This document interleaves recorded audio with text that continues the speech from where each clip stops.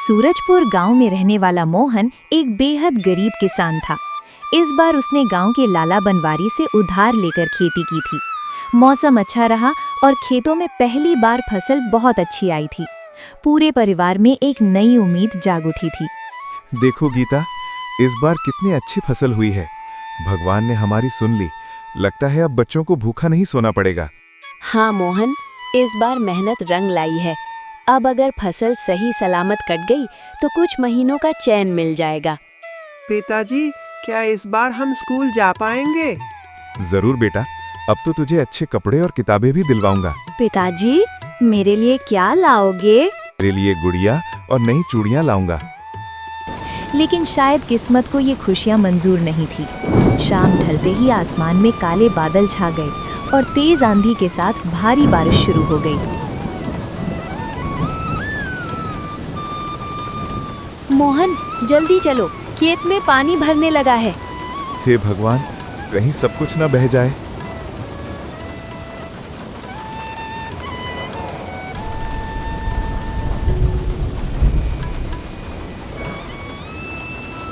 मोहन भागकर खेत पहुंचा।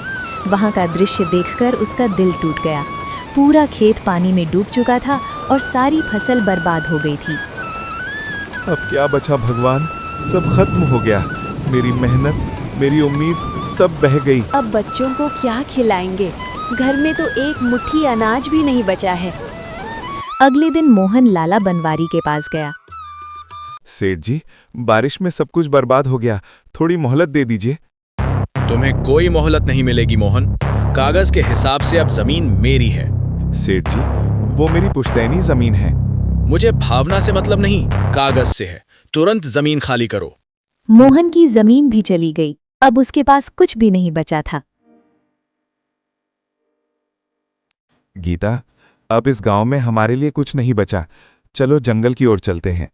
ठीक है मोहन, अब जैसी तुम्हारी मर्जी। मोहन अपने परिवार को लेकर जंगल की ओर निकल पड़ा।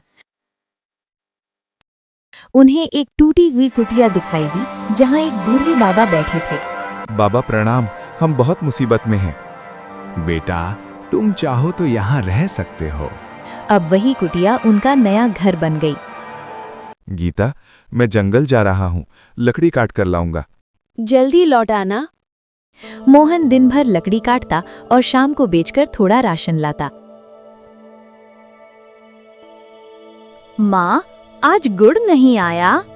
आज नहीं बिटिया, कल जरूर लाएंगे। एक दिन मोहन जंगल में रास्ता भटक गया। ये कौन सी जगह है? रास्ता भी भूल गया। तभी उसे एक गुफा दिखाई देती है। अरे, यहाँ तो एक गुफा है। मोहन गुफा की तरफ जाने लगता है।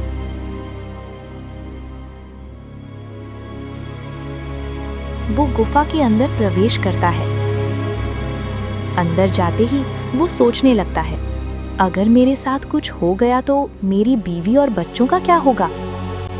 पर उसका मन उसे रोक नहीं पाता। बस थोड़ा और अंदर जाकर देख लेता हूँ, शायद कुछ मिल जाए। वो और अंदर जाता है।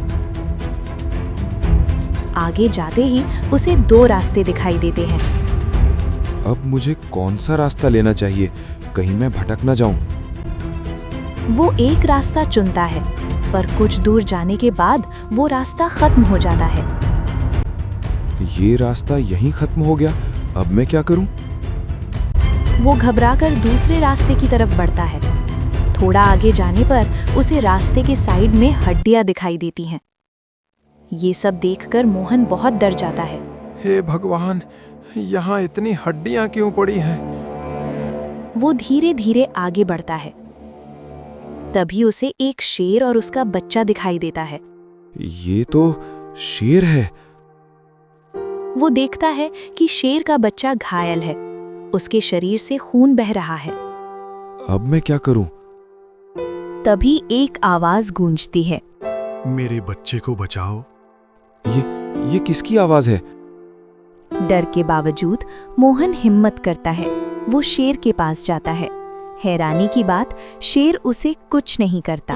वो बच्चे को उठाता है और भाग पड़ता है। मुझे जल्दी एम्बुलेंस बुलानी होगी।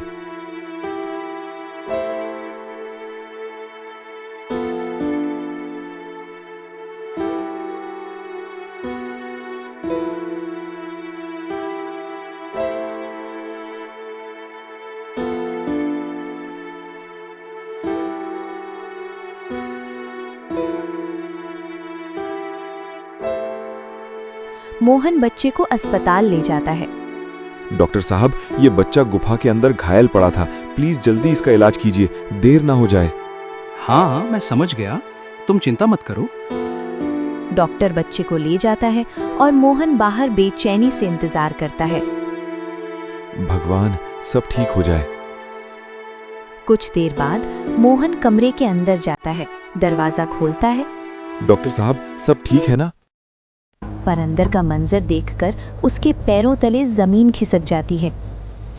डॉक्टर बेहोश पड़ा है और बच्चा गायब है।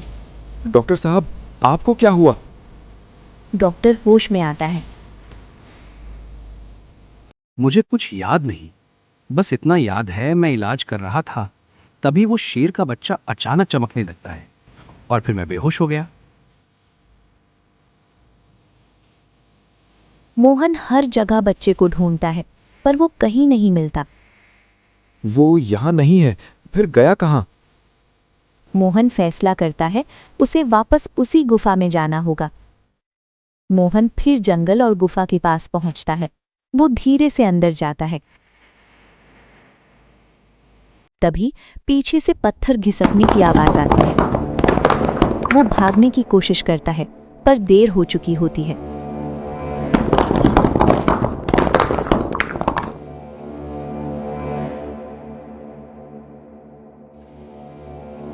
मुझे किसी ने बाहर से बंद कर दिया। तुम लोग इस जंगल में आकर चैन से रह सकते हो? कभी नहीं। कौन हो तुम? मुझे बाहर निकालो। पर कोई जवाब नहीं आता। मोहन थक कर बैठ जाता है। अब मैं यहाँ से कैसे बचूंगा? तभी अंदर से एक अजीब आवाज आती है। ये कैसी आवाज है? वो आवाज के पीछे जाता है। पहुंचते ही एक तेज चमक होती है, जिससे उसकी आंखें बंद हो जाती हैं। कुछ देर बाद जब वो अपनी आंखें खोलता है तो अपने सामने भगवान नरसिंह देव को खड़ा देखता है। क्या ये सच है? ये तो नरसिंह देव हैं। मोहन तुरंत झुककर प्रणाम करता है। तभी लाला बनवारी को गुफा के अंदर से एक रोशनी दिखाई देती है। इस गुफा के अंदर से जो रोशनी आ रही है, लगता है खजाना मिल गया।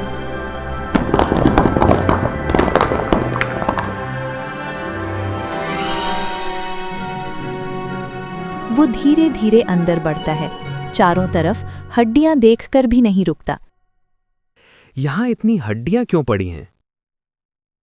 जैसे ही वो आगे बढ़ता है, वो नरसिंह देव को देख लेता है। तू पापी है, तुझे बचने का कोई अधिकार नहीं।